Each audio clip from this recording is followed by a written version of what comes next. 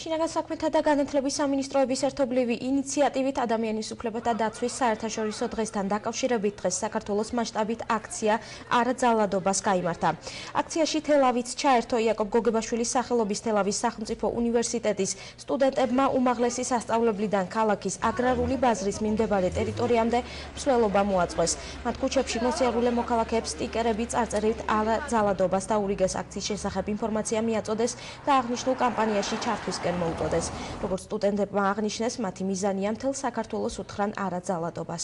თელავის იაკობ გოგებაშვილის სახელმწიფო უნივერსიტეტი ჩაერთა აქციაში არაძალადობას, ვაპროტესტებთ ჩვენ სტუდენტები ამ ფაქტს და სანამ დანიშნულ ადგილამდე მივართ, ჩვენ ვცდილობთ რომ შემოვიერთოთ უფრო ბევრი ხალხი და მთელ საქართველოს მივაწვდინოთ ხმა, რომ ძალადობისკენ თავი შეიკავონ და მთელ საქართველოს ასევე ყველა მოსახლეობის ყველა წევრს ვეუბნებით რომ არაძალადობას. აქცია საქართველოს ძალადობის წინააღმდეგ არაძალადობას და ჩვენ სტუდენტები ვუერთდებით ამ აქციას და ვეუბნებით მთლიანად საქართველოს არაძალადობას. რადგან ქალებიც ისეთივე სრულფასოვანი წევრებიან საზოგადოების როგორც კაცები და ეს არ შეიძლება ეს ქალთა უფლებების დარღვევა.